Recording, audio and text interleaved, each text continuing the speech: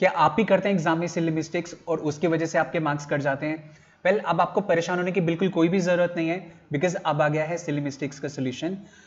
मैं अंकुर अगोरा आप लोगों के लिए लेकर आया हूँ सिली मिस्टेक्स का सोल्यूशन। मैंने 10 टॉपिक्स आइडेंटिफाई किए हैं जहां पे बच्चे ज्यादा मिस्टेक्स करते हैं, और उन 10 टॉपिक्स को 5-5 लेवल्स में डिवाइड किया है। लेवल 1 इंट्रोडक्शन से लेके लेवल 5 एडवांस लेवल तक। 6-7 की चीजें भी अगर आपके मिस्ड हैं, आप उनको भी कवर कर सकते हैं। टिल लेवल 5 में काफी एडवांस चीजें हम डिस्कस कर लेते हैं, तो आप 9th-10th में बिना किसी प्रॉब्लम के अगर आप इन 50 टॉपिक्स को, इन 50 वीडियो लेसन्स को कवर करते हैं, you will for sure become very strong at calculations, और आप सिली मिस्टेक्स करना भूल ही जाएंगे। आज हम बात करेंगे लीनियर इक्वेशंस के लेवल 2 के बारे में। इससे पहले हम dealing with fractions and dealing with negative sign के बारे में ऑलरेडी वीडियोस बना चुके हैं। All 5 levels, level 1 linear equations का भी बन चुका है, आप उनको देख सकते हैं जाकर। लेवल 2 में हम इस तरह की इक्वेशंस के बारे में बात करने वाले हैं, और धीरे धीरे जब लेवल बढ़ाते हुए हम जाएंगे तो हम लेवल 5 में इस लेवल तक हम बात करेंगे। चलिए आज हम लेवल 2 में देखते हैं कि किस तरह की इक्वेशन से हमें डील करना है, और उनको डील करना हम सीखते हैं। एक क्वेश्चन सबसे पहले जो हमें आंसर कर लेना चाहिए कि क्या मिस्टेक्स हैं इक्वेशंस में, इक्वेशन में मिस्टेक होती क्या है, राइट? तो सबसे पहली मिस्टेक होती है बेसिक कॉन्सेप्ट्स ऑफ इक्वेशन में, जिनको हमने लेवल 1 में इंट्रोडक्शन वीडियो में कवर किया था, और उसमें भी खासकर हमने बात किया था कि कैसे हम लोगों ने एक मिसकंसेप्शन बना रखा है कि ट्रांसपोज करते वक्त हमें साइन चेंज करना होता है, लेकिन एक्चुअली गलत अवधारणा है, ये एक मिसकंसेप्शन है। जो सही अवधारणा है या जो सही रूल है, वो सही रूल ये है कि हमें चेंज करना होता है ऑपरेशन, ना कि साइन। देखो, अगर आपके माइंड में है साइन, आप कोई ना कोई मिस्टेक जरूर करोगे, और बहुत सारे बच्चे करते हैं। लेकिन अगर आपके माइंड में है ऑपरेशन चेंज करना है, तो फिर आप मिस्टेक नहीं करेंगे। इस तरह की मिस्टेक तो आपसे नहीं होगी। और जो दूसरी मिस्टेक बेसिक्स ऑफ इक्वेशन में होती है, वो होती है कि बच्चे क्या करते हैं, वो ये डिसाइड नहीं कर पाते कि पहले किसको ट्रांसपोज करना है, तो समटाइम्स वो उस सिलेक्शन में भी मिस्टेक कर देते हैं। अगर ये दो मिस्टेक ना हो तो ये दो चीजें ही हैं जो इक्वेशन की अपनी है। इसके अलावा जितनी भी चीजें हैं सब बोरोड हैं, जैसे कि बच्चा नेगेटिव साइन में प्रॉब्लम कर देगा, साइन गलत लगा देगा, एडिशन या सब्ट्रैक्शन गलत कर देगा, या फिर फ्रैक्शन को सही से डील नहीं करेगा। इन चीजों में प्रॉब्लम होने की वजह से ही बच्चे मिस्टेक करते हैं इक्वेशंस में। और जितनी बड़ी ज्यादा इक्वेशन होंगी तो उसमें उतनी ही ज्यादा या तो फ्रैक्शंस होंगे या नेगेटिव साइन होंगे, एंड जितनी भी मिस्टेक्स होती हैं वो फ्रैक्शन या नेगेटिव साइन की वजह से होती हैं। If you also commit mistakes in fraction और नेगेटिव साइन, तो आप जाकर उन वीडियो लेसन्स को देख सकते हैं जो कि फ्रैक्शंस और नेगेटिव साइन के हैं। आइए आज हम पहली इक्वेशन अपने लिए लेते हैं। तो इसमें हम क्या कर रहे हैं, इसमें बेसिकली हम लेफ्ट साइड में एलसीएम ले सकते हैं, तो हमें पता है ऊपर हो जाएगा 5x + 7 = 5/2। बिकॉज हमें अगर ट्रांसपोज करना है, हमारे पास दो ऑप्शन है, या तो हम एलसीएम लेकर फिर ट्रांसपोज करें 2 को, दूसरा ऑप्शन है मैं इस 7/2 को भी ट्रांसपोज कर सकता हूं। मैं आपको दोनों तरीके से करना सिखाता हूं। पहले मैंने एलसीएम लिया, फिर मैंने 2 को ट्रांसपोज किया, तो इधर बचेगा 5x + 7 = 5/2। अभी 2 डिवीजन में है, राइट? तो उधर जाकर 2 मल्टीप्लाई हो जाएगा, 2 से 2 कैंसिल हो रहा है, तो बचेगा 5x = दिस 5 - 7 मतलब -2, तो x आ जाएगा -2/5। ऑन द कॉन्ट्रेरी अगर मैं इसको ऐसे सॉल्व करता हूं 5x/2, क्योंकि बच्चे बोलते हैं कि सर मैं तो इसको भी लेके जा सकता हूं, एंड दैट इज 100% करेक्ट, आपको दोनों तरीके आने चाहिए, = 5/2 - 7/2।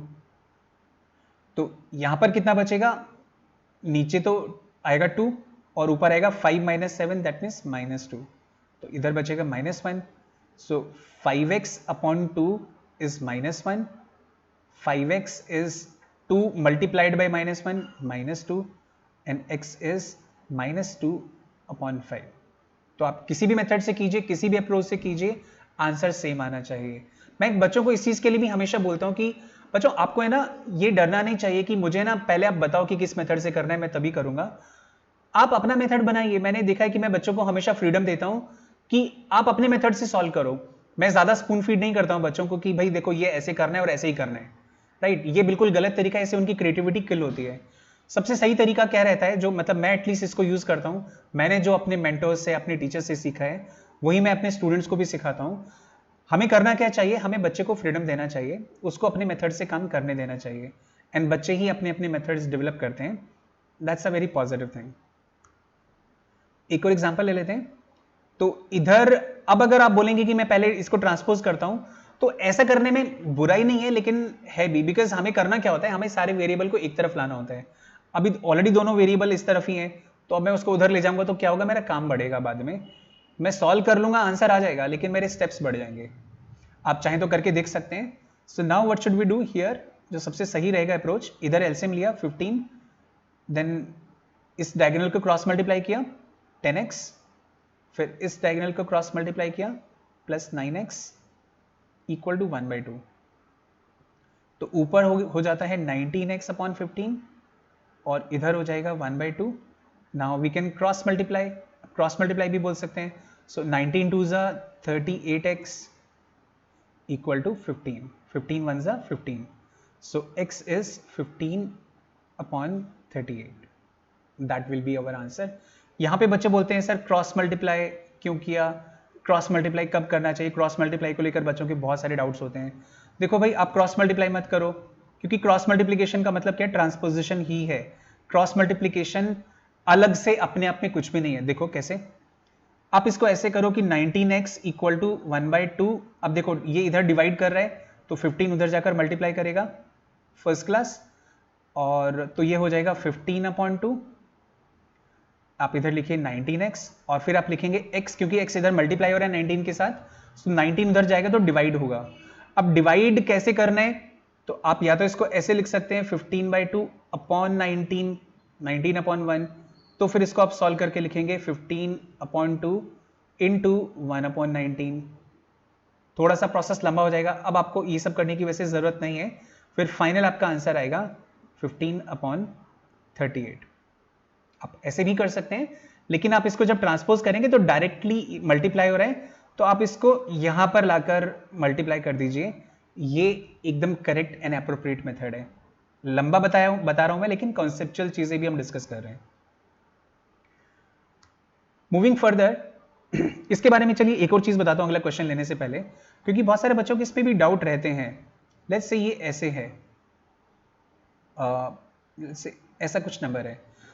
अब मैं इसको एक एक करके ट्रांसपोज करूं या मैं एक साथ भी कर सकता हूं, बिकॉज ये क्या हो रहा है, 2/3 मल्टीप्लाई हो रहे हैं, तो मैं इसको 5/4 एंड उधर ले जाकर जब मल्टीप्लाई करूंगा तो 3/2 डायरेक्टली कर सकता हूं।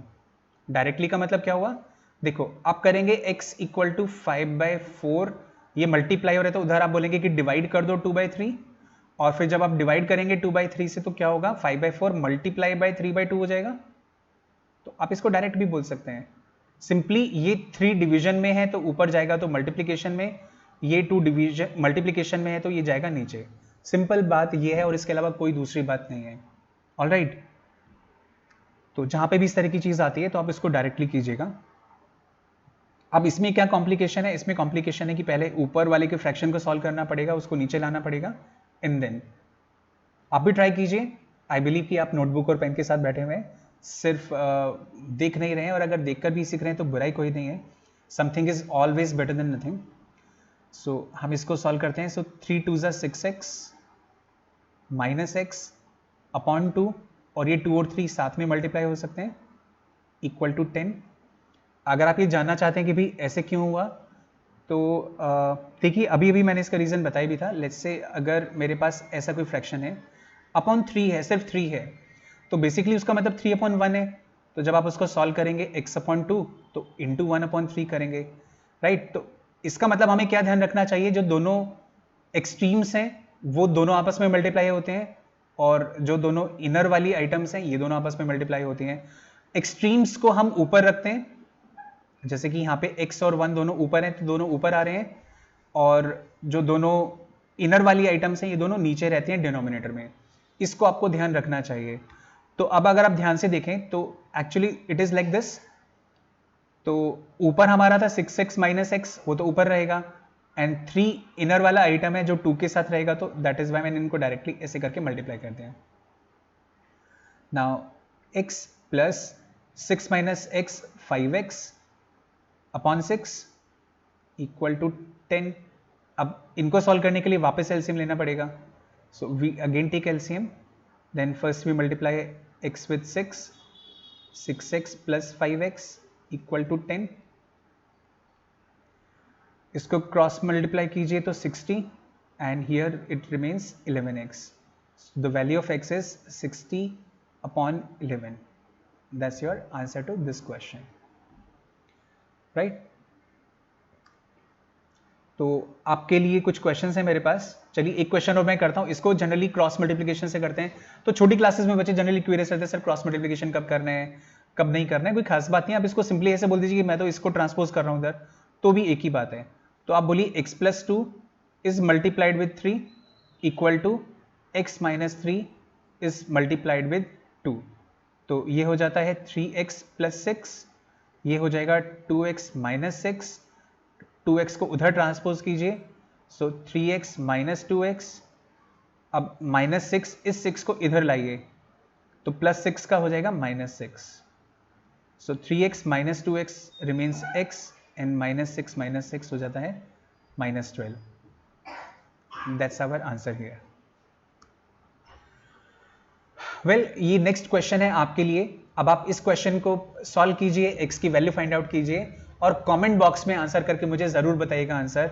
एंड नॉट जस्ट दिस, आप किस तरह के मिस्टेक्स कमिट करते हो और किस तरह के मिस्टेक्स आप स्कूल में, एग्जाम में, कहीं पर भी कंडक्ट करते हैं, तो वो मिस्टेक्स भी आप शेयर कीजिए. और डेफिनेटली मैं सभी आप लोगों के कमेंट्स पढ़ूंगा और अगर हो सकेगा तो मैं उन मिस्टेक्स के भी आंसर्स आपके लिए निकाल कर लेकर आऊंगा.